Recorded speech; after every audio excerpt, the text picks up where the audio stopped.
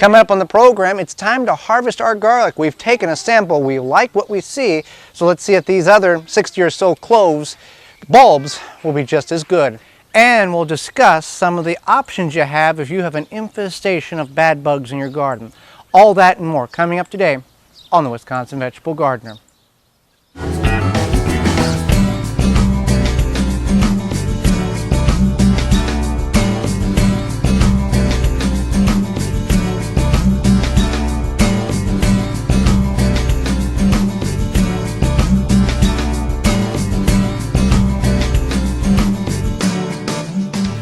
The Wisconsin Vegetable Gardener is sponsored in part by, for all your non-GMO, heirloom, organic, vegetable, flowers, and herb seeds, visit dollarseed.com.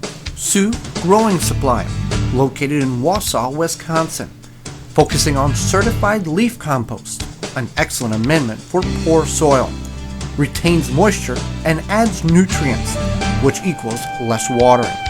Available in Sioux organic seed starting kits, pre-filled trays and pots, bag and bulk. Visit SiouxCompost.com. Don't poison your soil with municipal water. Attach a body, mind, and soil hose and filter.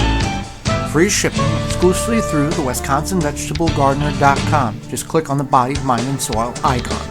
Authentic Haven brand soil conditioner for the home gardener. Easy to brew, 100% organic. Visit ManureTea.com. Welcome to the Wisconsin Vegetable Gardener. I'm Joy Baird. We are in the garlic bed. We're going to harvest this garlic. Now the garlic in the small garden is about 2 weeks later than what this is here. We've got about 60 cloves, 3 different varieties: Spanish Roja, German Hardy, and Georgia Crystal. Didn't mark it, don't know what they are. I kind of have a ideal, I think, but it really doesn't matter because we're going to save the best size cloves and replant it again, and then continue to use those 3 varieties over and over again. They all are a hard neck garlic.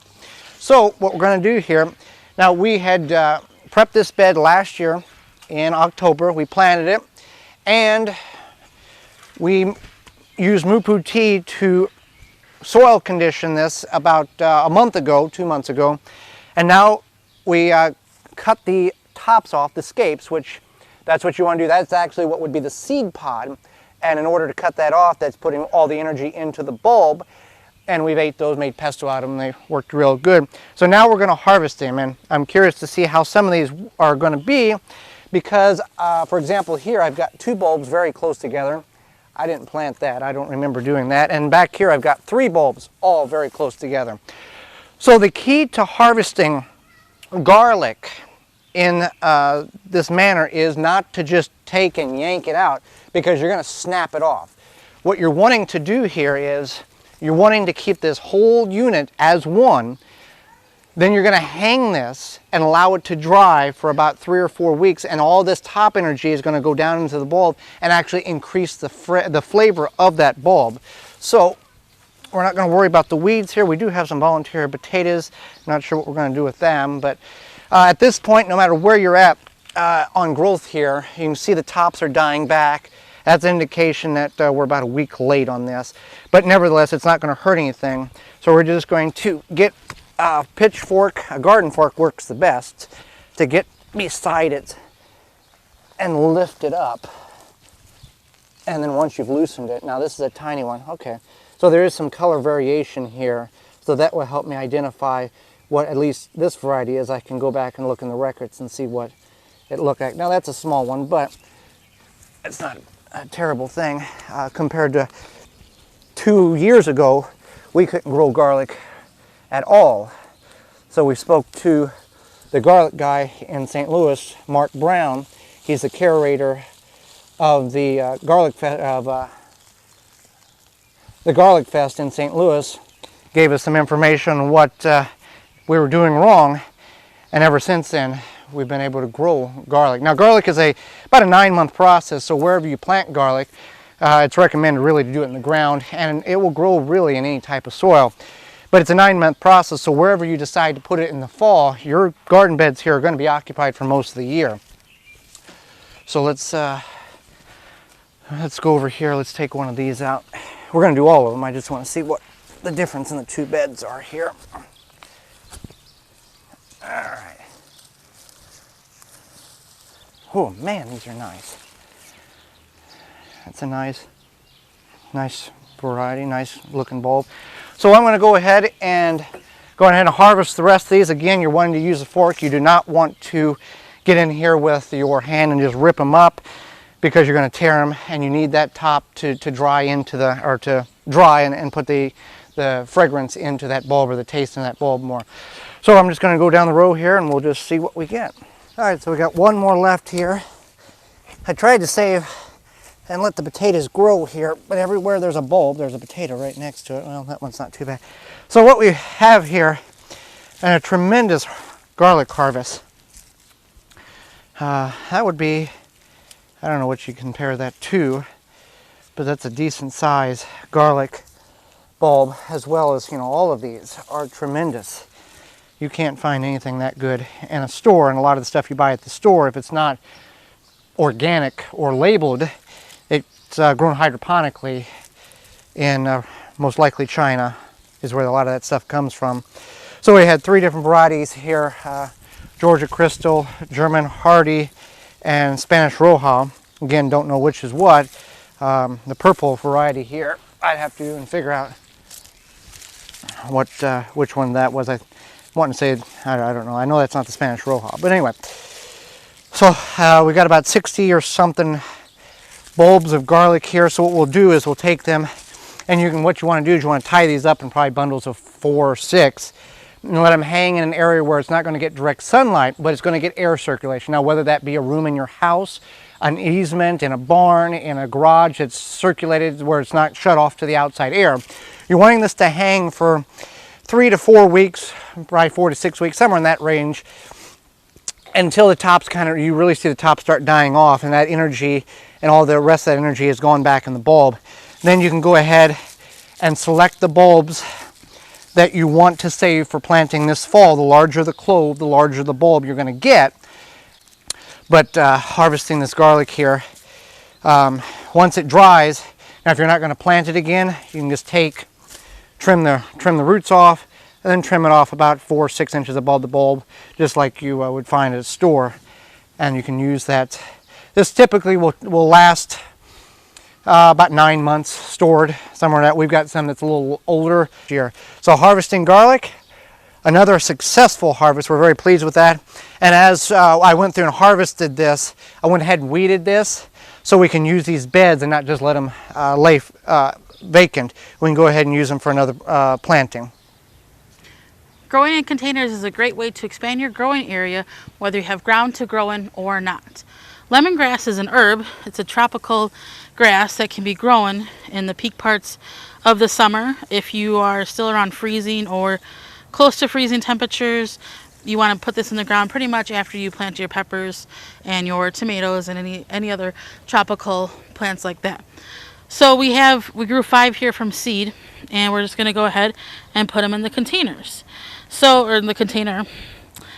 Lemongrass is a very beneficial herb. It's used in a lot of cooking. You can make it into a tea.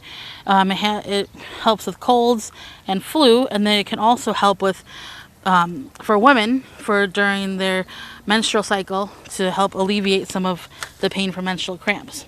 So that's something to think about as well. And it just goes in the ground like that, and then you can actually use it to cook when it's just freshly harvested, or you can dry it for future use for the tea. And we actually did a video on that, but it's definitely something that's kind of fun to grow.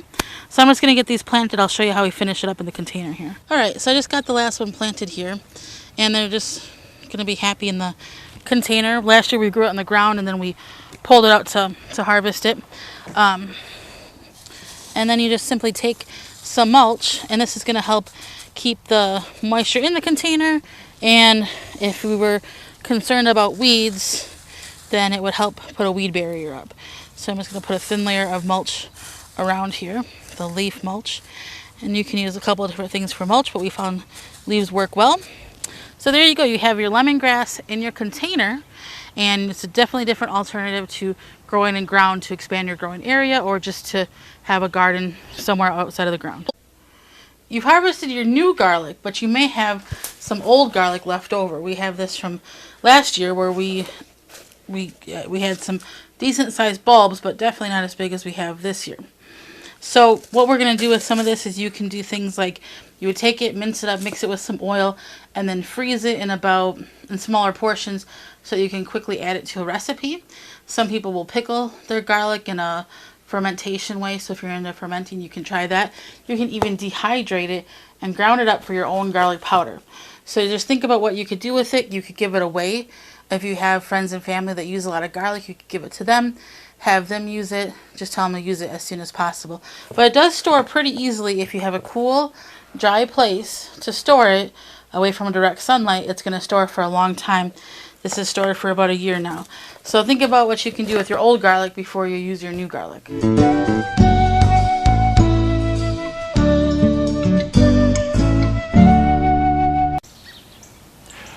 As gardeners, we all are affected in one way or another at some particular time in our gardening career with bugs, bad bugs, eating our vegetation.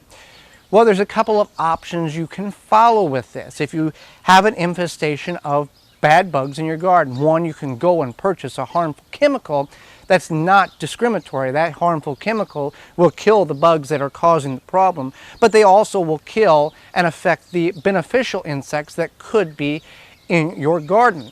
You can also take for instance, if you have aphids, you can take a water soap mixture and spray on those particular affected areas, and that will help decrease the numbers and get everything back into check.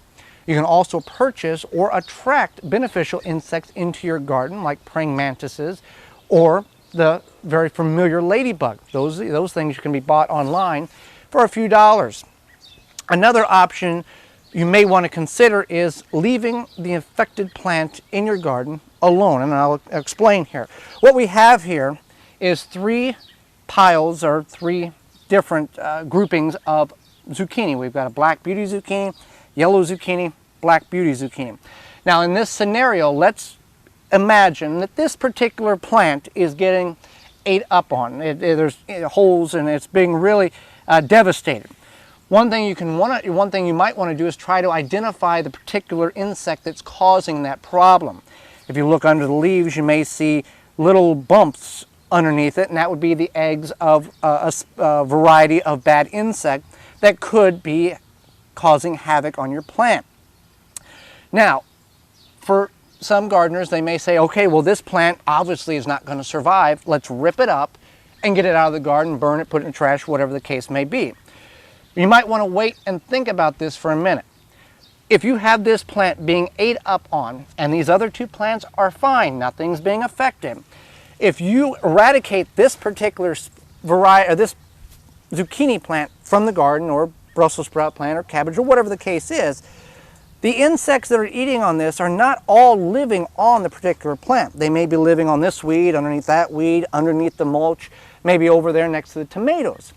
So if you move this plant out and get rid of it, where is those other bugs going to go eating on? They're going to go to the neighboring plants of that particular species and start eradicating that plant, start eating on it, putting holes in it, laying their eggs and larvae on it. So you might want to consider just leaving the plant that's being ate on or disturbed by the bad bugs in your garden as a sacrificial lamb. Letting that plant, knowing you're not going to get anything off of it, but allowing those bad insects to just simply live there if they're not affecting anything else. That way you can at least have some other plants of that variety produce produce for you, even though you're not getting something off of this plant, but you're allowing those bugs to have a place to live and not bother anything else. Now, if all of these plants are being affected the same way, then yes, you want to maybe think of a soapy water substance, or really beef up your defense on how you want to affect or eradicate or control these. But if it's just one isolated plant among many, this might be something you want to consider. Thanks for joining us.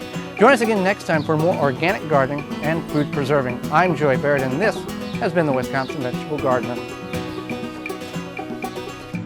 For more information, please visit thewwisconsinvegetablegardener.com.